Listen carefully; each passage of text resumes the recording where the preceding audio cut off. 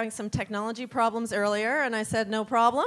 It's on technology in the brain, so we will ditch the technology and just talk. You always need a backup plan, but as in Fluid BC style, all the technology is working well. I appreciate that. I go and give talks around the world, and I can say I can always depend on BC to be able to actually be responsive to technology needs. It's phenomenal. Okay, so I am, for those of you who don't know me, I'm Jessica Black. I'm an associate professor in social work. Can all of you hear me? Okay. If you can't, at some point, just raise a hand in the back and let me know, and I will speak up. I direct the Cell to Society Lab in the School of Social Work, where I basically am interested in cellular development and how society affects it, and also really being able to look at how cells develop within a social world. So to start, I have a question for you, sort of a binary question, which is this. If you were to agree with one of these two statements, one being I am someone who firmly believes that technology allows society to flourish, including our brains. Or I believe technology is actually supporting languishing and is not necessarily something that's beneficial to the brain. One or two, okay, sort of a binary question. How many of us are sort of more on the side of flourishing, that technology is allowing the brain to flourish in some way? And now I'm making you, it's a forced choice. Then we're going to have another option. It's going to go in there. Okay, but right now it's forced choice, one or two. Okay, I don't see any hands for flourishing. There will be. There will be. Okay. What about languishing? If you had to decide one or the other. Okay. I want you to think right now before I start talking about what's putting you in that place now. And you're saying, well, it's because you're making us choose one or the other. Right. But in the spectrum of good, middle, bad, where do you fall? So now I'm adding sort of a third space, okay, which is that it's context dependent. Okay. Where are we on this? Is anybody still on the side of languishing? No. Still on the side of languishing? Yes? Some still on that. Okay. So what we're going to talk about today is that exact space. Where are you coming from? What do you see? Okay. I am someone who, when email was introduced kind of right as I was going to college, I didn't believe it was going to be a thing. Really. I was like, there's no way that we can communicate this way. If you need me, call me or find me. And I missed many a meeting, actually, as an undergrad, because as it turns out, people didn't go that direction. But as somebody who, from sort of an early age, was always feeling like we need to be connected in some way, socially, and in person, that it surprised me the pace at which this way of communicating through email, through texting, has taken off. But at the same point, I will say that as someone who is a neuroscientist and studying the brain, I use technology to do so. If it didn't exist, I wouldn't be able to see some of the images I'm going to show you today. So even though, as an undergrad, I was sort of in the shark territory of no way, this can't be, it also allowed my research to be buoyant and to really take off.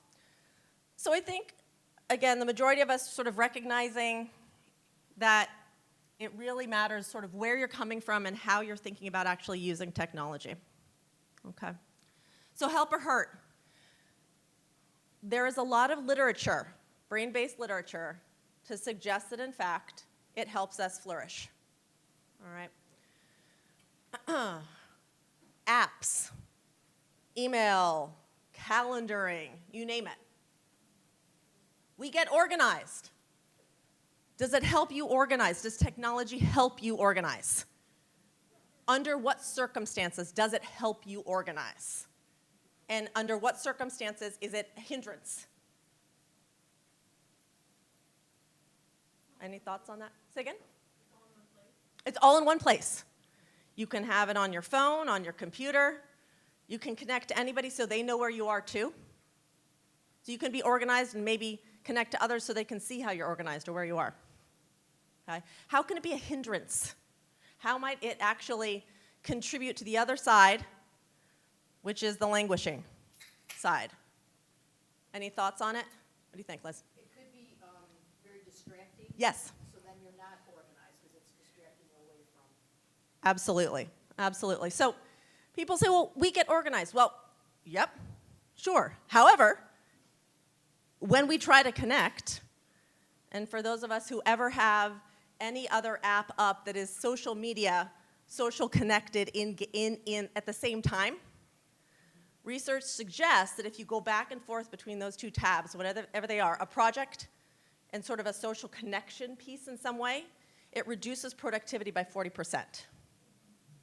Okay? So we get organized, we connect, yes, and okay? We can free our minds because we can put everything online or in a digital space in some way, and then we don't need to think about it. However, if we do not calendar our activities from when we're going to be going to the market, from the things we need to get, we can be bombarded by all of the things that we need to do. And in fact, even though we think we're freeing our minds, we're not. And in fact, all of the notes that we take, the things that we jot down and put online in some way to say, do this at some point, future self, do this. Research suggests that 41% of those activities we don't do. We don't get to, but our brain and our body is still burdened by it because we remember that we were supposed to do it. Okay. Then some say, well, it helps us to engage in deeper thinking. Okay? When we want to go down a rabbit hole of something, we can. We can continue to look into something. Absolutely the case. All right? But it's really hard to do this when we're being bombarded by many other potential connections, distractions, you name it. Okay? And then some say, oh, well, this helps us because technology allows us to supplement, okay, for what may not be there. Absolutely true. And yet we want to really think about the other side as we move through the talk, which is we get organized, sure, but our attention span also gets limited, okay? Technology, when used really well, can absolutely help us persevere and focus. Okay? And there are now mobile apps that I'm going to talk about that help you to do that basically block out everything else so that you cannot connect socially. As much as you want to check the weather, it's not going to let you do it. It'll say, now's not the time to send an email. Okay? It blocks you to regain cognitive control. All right. Our decision making is on overload, okay? Because maybe we're somewhere, wherever we are, and we realize, oh, I need to get something. I need to buy something. And then you go on whatever online mechanism to try to figure out what the item is that you need. And it's not just one item. But as it turns out, it then says, well, people who bought this product bought other products. And you realize, well, maybe I need that too. Well, now I need to go measure, because I don't know if that's going to fit. And it continues on and on and on. And every time you do that, your brain is needing to make a decision. Okay? And our brain, as we're going to see, is so small in terms of the amount of weight and space it takes up in our body. All right? But it demands so much energy relative to everything else that's happening in our body. So the more that we're able to be really clear with our emotions and our mind, to be able to say, do this now, and do it really well, and I promise I'm going to help as much as I possibly can to not distract you from your task, the better able you'll be able to actually efficiently engage in whatever the task is, okay? Rather than being on overload. We also know that creativity drops, okay? Part of that is because of a stress response that our brain has to needing to go back and forth all of the time to basically toggle the switch, okay? So we're gonna see an upward spiral and a downward spiral of what happens in the brain. Our patience wanes. Does anybody remember ever going to a restaurant pre the ability to actually make an online reservation or see if you're able to get in at 7:10 or 7:25, and you actually had to go to a place, and let's imagine there wasn't a table available, you had to wait, okay? So we are now in a space where our patience can wane, all right? And in fact, when we're texting, you can text someone, and they can be texting you back and not even waiting for what your response is. Okay, you can see little dots going, and you're like, no, let me add something else. I'm not done yet, okay? And then their brain is doing the same thing, and it's this back and forth, all right? So it's a lot. And some say our experience is not being supplemented. It's being replaced, and in a very different way than the lived physical environment, okay? So again, the case is that all of these are true. Every single one of them. There are papers you can find. It's a matter of when, okay, under what circumstances. Can everyone still hear me? We're good? Okay. So again, as we move through, this is a little low. I'm going to read it. The questions to keep in mind are related to context, conditions, and the individual, okay? Because all of these can be true, and all of them can be false at various points. All right. So today, I'm going to begin with talking about brain basics, okay? I'm then going to, my area in educational neuroscience is how do you optimize learning environments? What does it mean to learn? How do you optimize those environments, okay? I'm going to talk about competence and how it builds in terms of our brain and how it builds in terms of our lived experience as well, and where technology intersects with that, all right? So I'm going to talk first of these three competencies about emotional development. Emotional development, the capacity to understand our own emotions, recognize them in others, use them in pro-social ways, etc. It builds early, it needs to build intentionally, and it builds with practice. It's very hard to supplement that or to try to replace it with technology on its own, okay? I'm then going to talk about social competence and the social brain. Okay, what is technology doing there? What do we know? And then finally, cognitive competence. Okay, this idea that technology, it helps us to plan, to make decisions. Yes and no.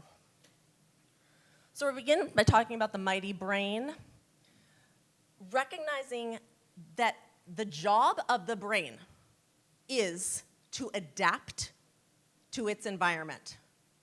Its job is not to figure out, this is healthy, this is unhealthy. It is completely focused on adaptation, okay? And it has a history. It builds habits. The reason why it wants to be able to build habits and do it really well is because the brain consumes, as I mentioned, a ton of energy. So why try to do something new if you can do something you know and something old, okay? And then put energy somewhere else. We have a use it or lose it principle in neuroscience. This is throughout the life course, which essentially helps us to recognize any connections that we have and want to maintain, we need to use, okay?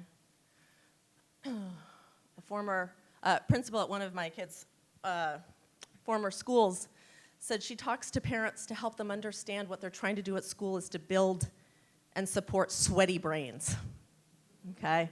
Working them out, okay? There are particular sensitive periods. I'm going to talk about the impact of technology early in development, also in adolescence. These are two primary sensitive periods in the brain where our neural development is maximally sensitive to experience, okay? So you get a lot of bang for your buck during these times when you're thinking about experience as having a big impact. Okay. And then finally, this idea that the sensitivity of the brain to be able to respond to experience is called neuroplasticity or plasticity. Okay. Have you heard the term before? Neuroplasticity? If you've heard me talk, you've heard the term before. But basically, anything that I try to do in my work, whether it's building an intervention, establishing a strong learning opportunity, anything where I'm hopeful that I'm going to see positive and sustained behavioral change, right, which is basically something I try to do every day, it relies on neuroplasticity. If our brain did not change, you would not see behavioral differences. It just wouldn't happen, okay? They're intimately connected. So basically, any change that you're actually seeing at a behavioral level is biological, all right? The brain that you walked in with is going to be different than the brain you leave with, okay? The mighty brain, okay. So how the brain works. The brain here, I'm going to go through, we're going to see a couple of videos together from a website called Centis. The brain doesn't weigh much, okay? It's the consistency of room temperature butter, okay? Which is why helmets are so important, all right? As an aside. But the number of times I see adults without helmets and their kids have it, like, no, stop. The brain is what percent of our body's complete weight? Anybody know? Anybody think it's more than 10%? No? All right, we're in the ballpark. Anybody think it's less than 5%? The brain compared to the rest of the body in terms of how much it weighs? It's actually 3%. 3%. However, it demands between 20 and 25% of the energy. 100% of the energy that you need, it's demanding a lot. So the more that you're flipping back and forth between tabs, the more that you're trying to make a phone call at the same time you're trying to make a decision on something to buy on your phone, okay, whatever it may be, you are consuming energy that isn't the best way to use it, okay? Because then what happens when you don't have enough energy is rather than being able to engage the cognitive sort of thinking structures of the brain, we go emotional. We get stressed. And when we get stressed, it's a seesaw effect, where the more stressed we are, the less capable we are of engaging decision-making processes, okay? Sometimes we don't know we're at that point or getting to that point until we're at that point, all right? So part of what I'm going to be really emphasizing today not only is, yes, sometimes helpful, no, sometimes not helpful, know the context and the individual, is also to increase awareness of how you use technology, okay? To be aware. Because our brain wants to go on autopilot. And most of what we do is on autopilot, okay? So if you're thinking about if you're left or right-handed, and some of us use both hands, but if you're left or right-handed, and you're not in a place where you're learning how to write, but you've been doing it for a long period of time, this is different than whether there's stroke or lesion, and you're learning those motor movements again, okay? But if you have been engaging this, you don't stop to say, pick up this pencil with my left hand, okay? Hold it just this way. Position it on the paper in this fashion, okay? You're on autopilot because with the 20% demand that your brain has, why would it want to spend a lot of time trying to remember how to do all of those things? It just goes, all right? So increased awareness matters. Okay, so we have a brain structure here that when we're thinking about fetal development and also the evolution of the brain, there is what's referred to as a reptilian complex, okay? This is sometimes not in neuroscience literature, but in public, may sometimes be referred to as reptilian, as lizard. We refer to it as the hindbrain, okay? And it's the area of the brain that essentially helps you survive. Breathing, heart rate, digestion, sleep, consciousness, all the things you typically aren't thinking about, ongoing all of the time, okay? This is the autopilot space. If we then think about the next area of the brain to develop, the limbic system, okay, the emotional area of the brain, okay, over here in purple, emotions, memories, habits, okay? And then finally, the neocortex. The neocortex is the last, actually, to develop, okay, and really continues to myelinate or to become more efficient over time into our mid-20s and even into our early 30s. And it doesn't mean it stops there. It continues to grow and to develop. But essentially, the neocortex, which engages imagination, consciousness, language, abstract thinking, you name it, needs practice. It's not just online and ready to go when we're born, okay? And the way we're able to really engage those networks and to build an integrated brain is through practice. Live, in action, practice, okay? Being on a tablet and learning how to do something, learning words, you name it, is very different than doing it in person, okay? So oftentimes the questions that I ask parents when they say, is it okay if I use a tablet, I use technology? I say, how are you using it? Are you using it for additional practice? What's happening? How are you using it? Okay? Because the brain learns best in social interactions, back and forth, that lived experience, which is really why I thought email wouldn't take off, but it did.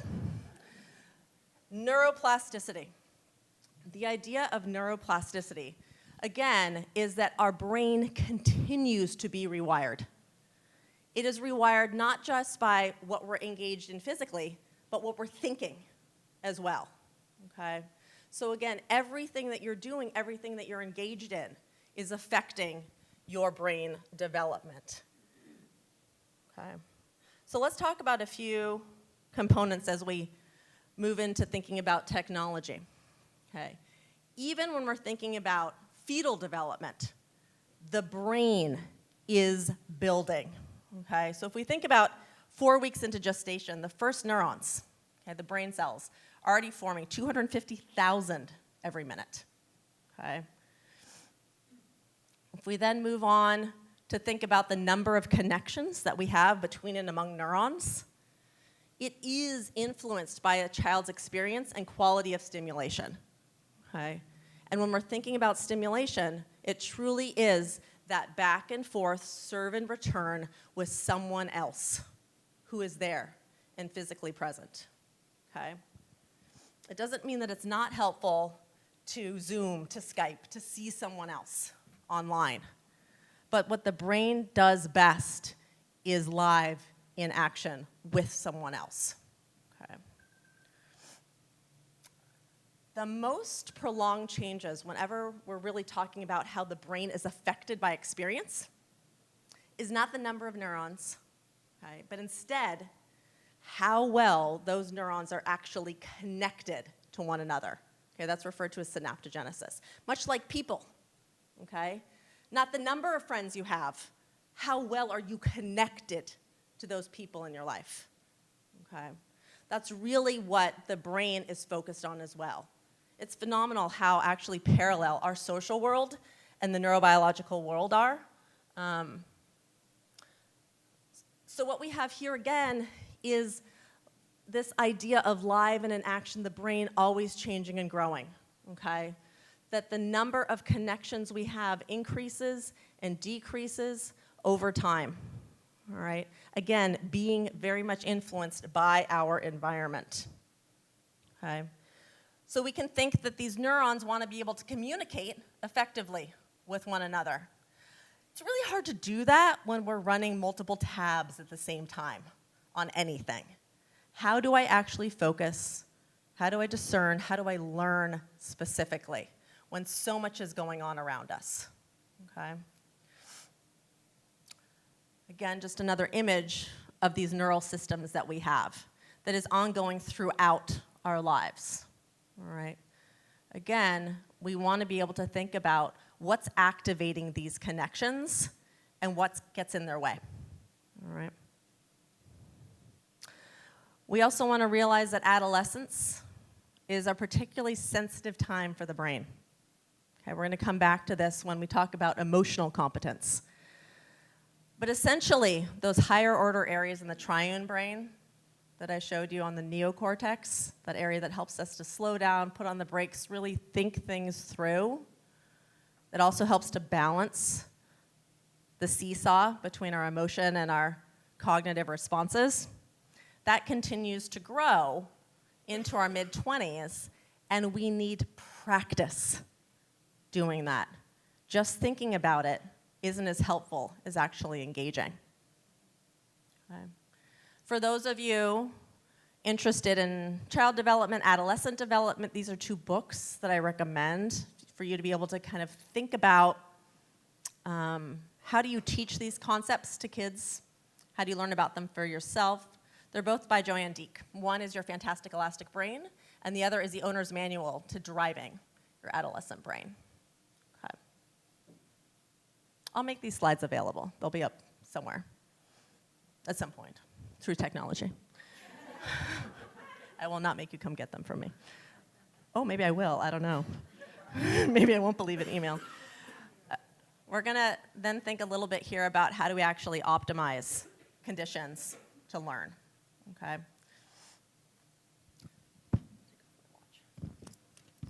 All right. So some will say, so technology helped me learn, right? And my question is always, get back to what your definition of learning is. Because from a neuroscientist perspective and definition, learning is the modification of neural networks. So yes, technology will modify the neural networks that you have. Okay. The question is really, given the fact that our brain is plastic and responsive, what are the learning goals that you have? And how can technology support those goals? Because no matter what, your brain is going to be modified. It's going to be influenced by its environment. All right? So the way that I think about it and think through it when it comes to teaching, intervention, anything else, is when we're thinking about building optimal learning environments, okay, where you're not just trying to modify neural networks, but there's a purpose to it, okay? That learning needs to be active, okay? Simulation, if you're doing something on a tablet, on a phone, on a computer, and it's not live and in action, it's significantly different, and your brain processes as such. It doesn't mean you're not going to learn it, but it does mean that when you then try to transfer it into a social environment, you're going to have a harder time doing that. You're going to say, I know this language. I learned it on an app. And then all of a sudden, you're on a subway, or there are 3 people lined up behind you as you're ordering something, and you're like, wait a minute, what just happened here? That didn't happen when I was on my app. It doesn't simulate the world in the same way. It doesn't mean that in cold conditions, cognitively cold conditions, meaning very little stress, okay, that you can't engage in that way. But it does mean the near and far transfer of trying to learn something and apply it somewhere else is a lot harder because tablets don't simulate that in the same way, okay? We also want to make sure that whatever that technology is allows us to build on prior knowledge, okay? And what I've noticed on a number of different learning apps, educational apps, you name it, is you can choose anything. You can say, I want to be able to learn how to cook with X, Y, and Z vegetables, okay? But it starts in the middle of thin air. It's not connected in any way to something potentially that you know, okay? And you're building something new from it. So the very best way, if you're trying to use technology to help you to learn something new and to be able to practice it and to be able to do it is to have a live social component to it as well. And to think about how, even it takes you 2 or 3 minutes before you investigate how to do X, how does this relate to something I know, I'm interested in, and I can do well? Okay? Because your brain will be more likely to receive and remember the information than having it just kind of floating out there. Does that make sense? Okay. Learning takes place in complex social environments, okay, all of the time. So it can be helpful to study or to learn something on your own at first, but you need to be able to scaffold it into the environment where you will be using it, okay? And it is likely that if you're learning a language or any other hobby, at some point it is going to engage the social world in some way, okay? And finally, learning needs to in some way tap motivation, reward, joy, okay? And also cognitive engagement, okay? This means not sheer memorization, okay? Because what is the point of memorization? What is the point of memorization? To remember it, but to do what with it? To be able to recall it quickly. But in order to recall it quickly, you have to know it well, and it needs to become habit. It needs to be connected to other parts of your life, okay? So just trying to memorize some type of, using technology to memorize something without connecting it and scaffolding it, the way that the brain goes, and the way that the brain grows is through emotion, then social, then cognitive. But often what we try to do with technology is supplement the cognitive, okay? But it's gonna be free-floating out there, because what the brain needs is an emotional connection to learn in a social way, and then you'll be able to build cognition, okay? That's the way that it goes, and it's the way you'll be able to transfer it and remember it a lot better. Okay. All right, so when I'm then thinking about how do we use technology in a positive direction, okay? The first question that I ask is the technology, whatever it is, supporting playfulness? And this is not just for 1 and 2-year-olds. Okay, this is across the life course. Is this allowing you to engage, to let go, to be able to play in a healthful way? Okay, in a way that is supplementing what you are able to do typically. All right. If you are also able to engage in a social way. Again, not that it is replacing, but that it is supplementing the connections that you have, okay? And if it's actually helping you to plan, not to be inundated, okay? Because in a little bit we're gonna talk about how our brain divorces our present self from our future self. And we don't even realize we're doing it, okay? But your brain treats your future self like another person. What's really interesting when we try to plan, even if you're at the market, have you ever done this? You like choose all the healthful foods. And you say, all right, this week, this is what we're doing. We're doing all these things. But that's the future self, okay? And as it turns out, the connection that we have between who we are right now and the future of who we are needs work. It actually needs integration. We need to be able to practice that. The work began by actually doing brain scans, looking at why it is so hard to help people understand how to save for retirement. Okay? Not do you have the money or the capacity to be able to do that, but really when you do have that capacity, why is it hard to be able to save? Okay. And the finding was that when you're asking these questions about the present self, then you can say, yeah, it makes sense that I would need to have money now. But if you then start asking questions about the future self, down the road, 10, 15, 20 years, the way that your brain responds is as though you're thinking about a stranger. And it's essentially asking the question, would you give money to a stranger? okay? So we're going to talk about how can you be planful by actually integrating your present self with your future self. How do you practice doing that? All right. And then finally, does it help you to remain curious? Okay. So I ask this of my friends sometimes to say, so I know that we all want the answer, and therefore we're all going to jump to our phones right away to see who can find the answer fastest. And number one, we're all likely to come to a different answer because we're going to go to different websites and find different things. Okay.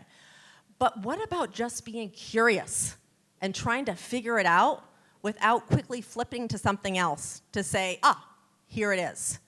The ability to be curious is this amazing space that links our emotional self with our cognitive self.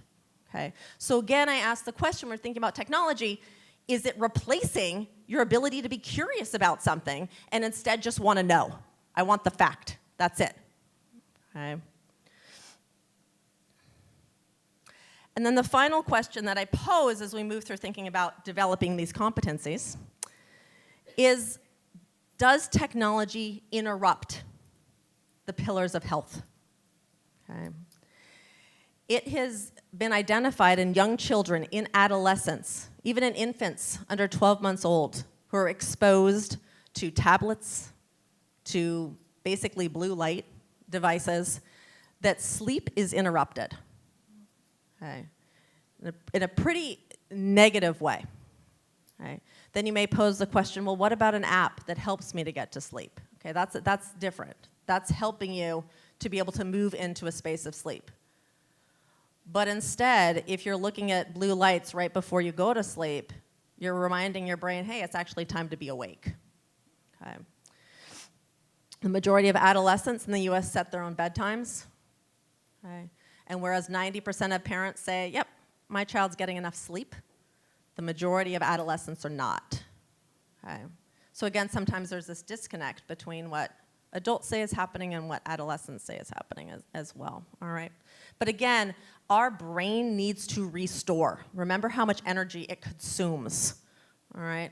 So really think about how you're using and when you're using technology. Is it the first thing you use in the morning before you see, the light of day? Is it the last thing you see before you go to sleep? Okay, because again, it's mimicking and it's basically saying, be awake. And it allows you to be awake all night, right? Just a couple more sort of facts about the fact that when we don't sleep, we are in a stressed space. Okay. So we're going to go through and talk about emotional competence, all right? Emotional competence, I then ask the question, so is technology putting you in a stress space? Okay. And it can. It can by what we watch, by what we read, by when we watch and read it, and even by this idea of I'm going to use technology to help me plan, but is it really helping you plan? Or is it just piling things up on your future self? And then you actually feel increasingly stressed, all right? So how is technology actually helping you to build emotional competence? A lot of my research focuses on positive affect and humor. I look at children and adolescents, and I can tell you that these spaces build the brain when you are here, okay? So if technology is helping in some way to supplement, to connect you to feelings that for whatever reason you cannot experience in a physical space, okay, then it may be opening you joy, interest, contentment, and love. But we can also see how technology can be counter to this. How can technology be counter to contentment? Any thoughts on that? How does it work against being in a space of just being content? Always want more. Yep. So there's some apps that you can put on your computer so that even if you're subscribed to something, it's not going to pop up and remind you, hey, do you want to buy this item? Okay. Or do you want to figure out what everybody else in your neighborhood or in your social network is doing right now, or how they're feeling, or whether they're posting curated lives? Okay. Like, what is actually happening? So the question is technology helping you, which it can, to be in a space that allows you to be content and present? Okay. Or is it instead piling you up emotionally? Again, it's not one or the other, but really increase awareness of how you are actually responding. Okay. When done right, technology can be really helpful in building an upward spiral of flourishing, okay? It can help you to realize something like, am I in a space of stress? And how can I start broadening my attention, reappraising my experience in a more positive direction? Okay? But at the same point, what it can also do is pile us up and lead us into a downward spiral. Okay? So recognizing the extent to which technology and being online, is it helping you to be buoyant? And is it being buoyant temporarily? Or is it actually helping you to build skills and connections that are long-lasting beyond once that technology goes away? Okay. If we then think about, I study neuroplasticity and the concept of resilience, okay? So I really like to take a look at when we're thinking about technology, is it interrupting social connections? Or is it building them? Is it reminding us of them in a positive way, okay? So again, whether those are cognitive or behavioral pathways, is it actually helping us to be able to connect or disconnect, okay? The other space that I'll say when it comes to emotional development is that it also, the way that our brain develops is nonlinear when it comes to emotion. So there's a particular period in our lives during adolescence when, in fact, we are significantly more sensitive to reward mechanisms. Okay? And so technology, addiction, and adolescence is something to really pay attention to, okay? Especially when we know adolescents are not sleeping as much as they need to be, all right? If we think about the importance of social competence and connection as well, okay, and building social competence, all of these things are true, and all of these may be helpful when it comes to technology, okay? But initially what we need, and the way our brain is wired, is to connect physically, okay? To look at someone back and forth, somebody who is responding to us, who is showing us that we belong, we matter, okay? And we need to continue these stimulating interactions, okay? But what we also have to realize as adults, our brains are on loan, whether you realize it or not, okay? Whether you're on your phone and a young child or someone else is trying to get your attention, okay? And this even happens with the animals that we have as well, okay? Trying to get your attention and you don't actually see it happening. But our brains are on loan, okay? So we need to really focus on how do we actually build our healthy brains so that the behaviors that others are picking up from us are positive and health promoting, okay? This was a project using technology where children who were born not being able to hear had a cochlear implant, okay? The doctor followed up with the families and was curious that some of the children's language was flourishing and others was languishing. And the question was why? Because now they could hear. Why? Why were some flourishing and others languishing? Any thoughts?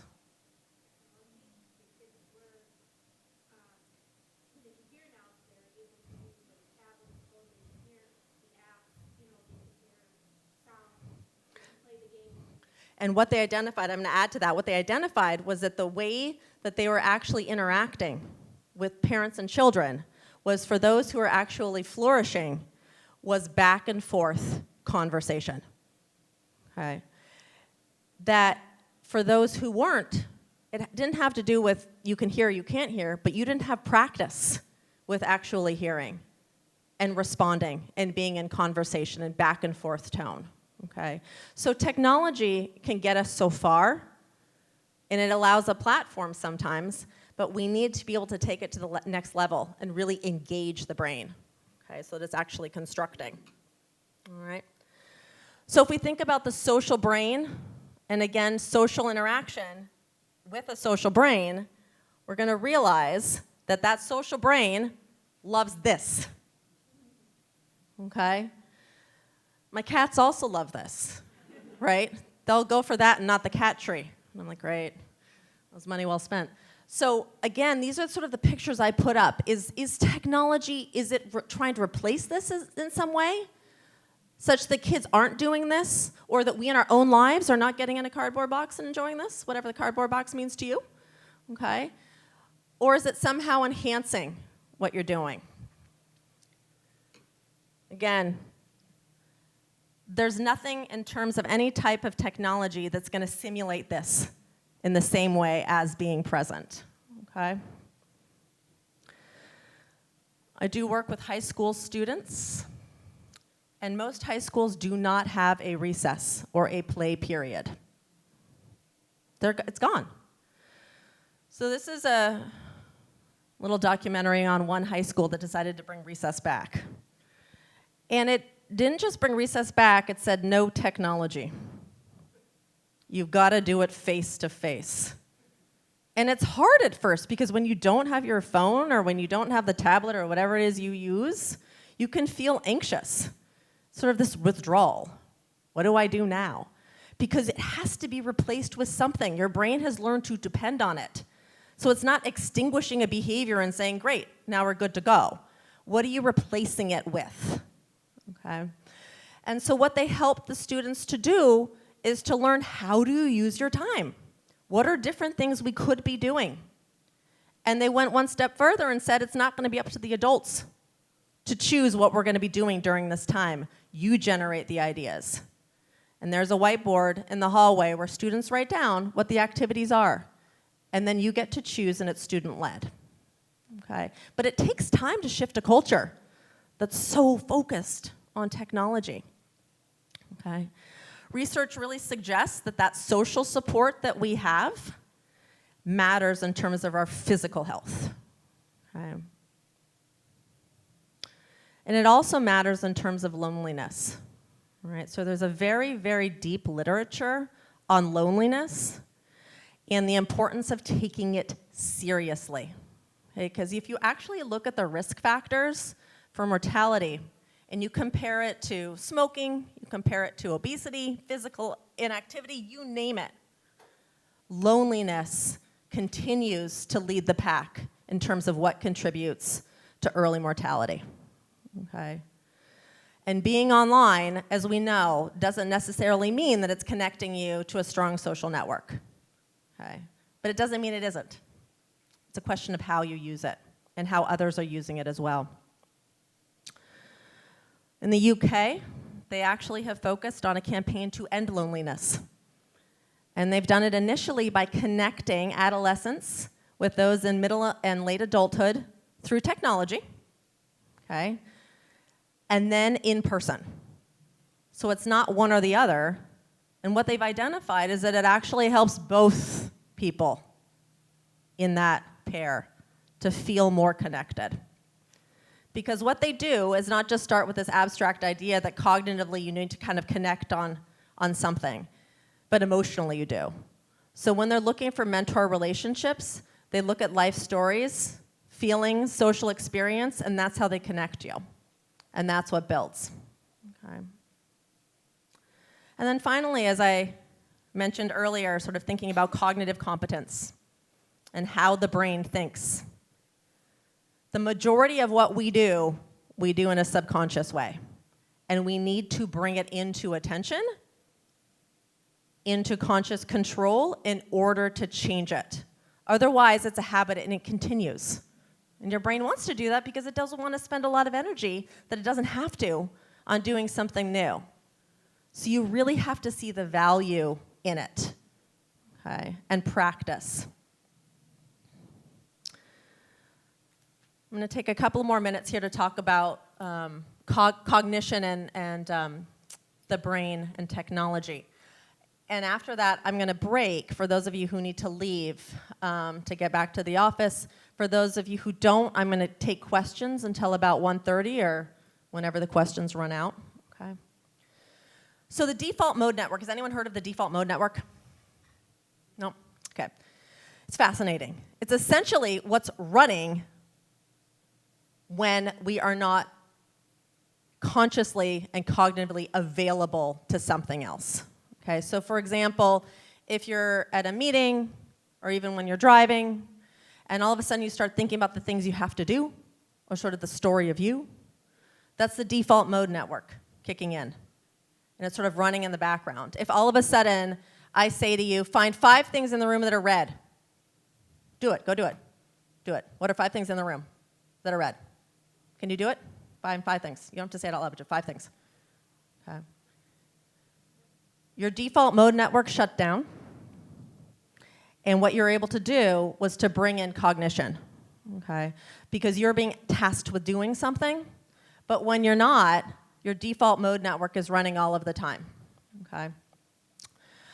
What's been identified when it comes to the default mode network and sort of this idea of it's running all the time is that the brain is running all of the time. It is always doing something. So the more that you can do things to restore and allow it to basically replenish itself, exercise, nature, sleep, you name it, the more it's going to be able to do things efficiently and effectively. Okay? Otherwise, you're putting in competing demands, and it's just too much. Has anyone heard of sketchnoting? Okay.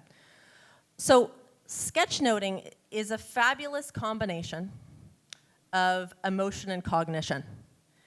And essentially what it does, it helps you to be able to take notes by making text actually become images and highlighting what's most relevant.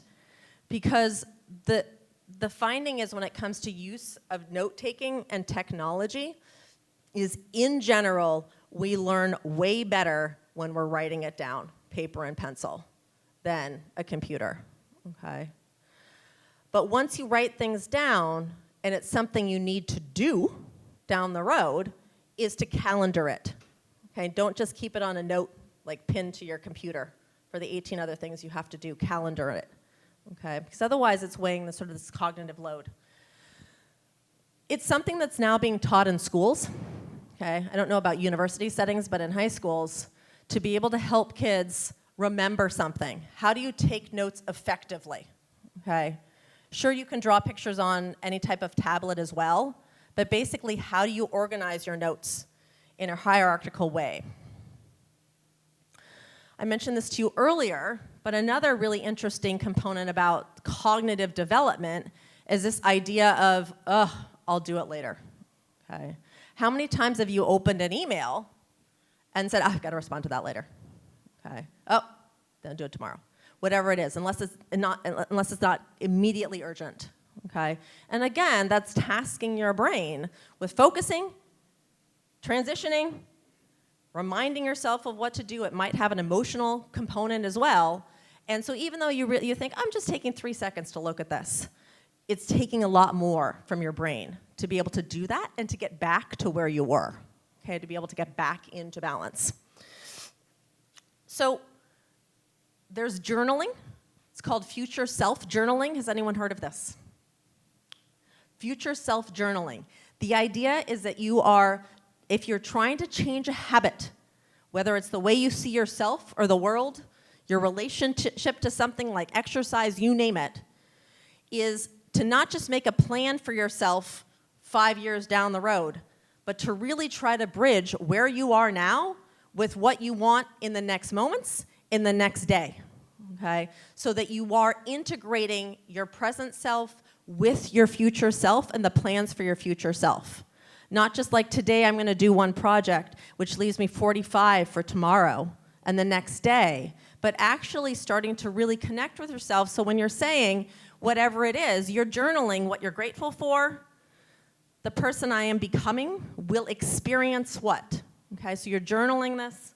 I have an opportunity to build my future self today and you're actually journaling. It's been found that anywhere between 5 and 8 minutes a day can really be helpful in bridging where you are with the goals of actually what you want for yourself, and not just making it a dichotomous today, future, okay? But you're teaching your brain how to think about yourself in the future, okay?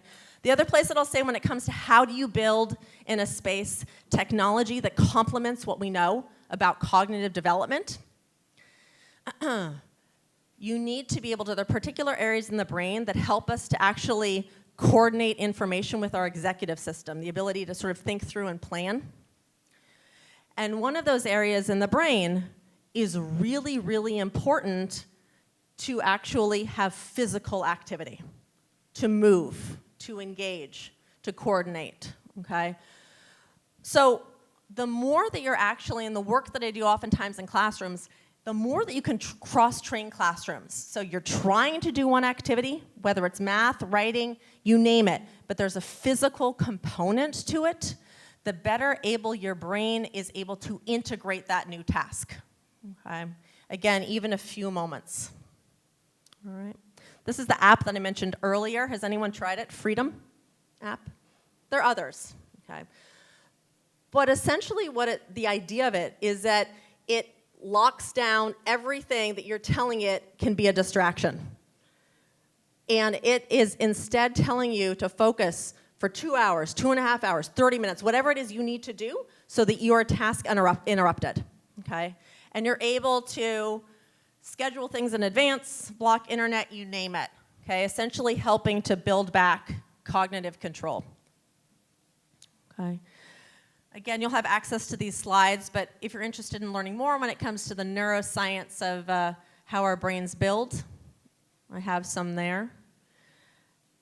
And then I have a final sort of think-do question, which is, was there one component from today, just sort of focus on one, that is a take-home for you?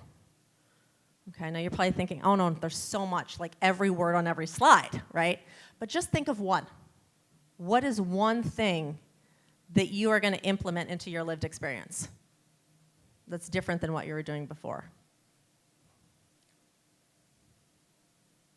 Can anyone think of one thing? You have to share it. But is everyone in a space where you can think of one thing that you may be doing differently? And part of it may be, and this is actually a very strong action, is to be aware. To just be aware of how you're actually using things. Because again, 90 to 95% of what we're doing is subconscious when we're doing those activities. So when you're bringing it into awareness, it's still a more helpful platform for change than not paying attention to it, okay? All right. So we're in a space where we can take a quick break just so if anybody does need to leave, you are sort of able to do so, and then I'm happy to answer any specific questions anybody has, either on the content that I covered here or other questions you have that I didn't cover as well. And you have my email in the front too, so of course if there's something specific, I will respond to email. I will not wait for you to come into my office. I don't know how that works. Like, so can you give an example? So you can use a tablet for this. If you're somebody who takes notes on a tablet, and you can write things either with a stylus in some way. But the idea is not just to write words down, but instead, as you're taking note, think of the key words that somebody is saying and write down the text and connect it to even if it's not in the moment because somebody's speaking very quickly, go back to what the text is and connect it to an image, either an image you're drawing or something you're pulling in that you already have of whatever the images are saved. And then somehow, essentially being able to construct a hierarchy of the information, okay? So that you're going back and you're not just, again, maybe it's in the moment as you're able to take notes and do this, especially once you've been practicing for a while. But it basically says, don't be satisfied just with the text. Instead, once you have the text, in some way, connect it visually to something, okay? And after that, and again, that could be the use of technology. It doesn't mean necessarily you have to draw a camera, but it could be you have saved images and you're pulling in, whether it's a picture of a camera, landscape, you name it. And then also hierarchy. So sometimes what's suggested, and rather than just taking notes where the font is the same and the words are all the same, spacing and everything, is the words that matter a lot, make them big, okay? Or somehow so that when you go back to whatever it is you were taking notes on, you have a sense of what matters, what's secondary, what's sort of supplementary, but what are the places in which you should really be paying attention. And because our brain does a very good job in a visual representation of the world rather than just sort of the written, it helps us to remember better and to organize and plan. Yeah, I mean, I think the same is true even when you think about directions. You're trying to put something together and everything is just written. And you're like, really? Like, it would be more helpful if we actually had 7 different picture boxes of where I'm supposed to be with some sort of supplementary text. And that's really the way the brain is, because again, before we ever know how to read or look at, what letters are, we're first being exposed to something that is social in nature or that in some way helps us to be able to know where we should focus our attention. And the written word doesn't necessarily do that unless you're doing that for yourself.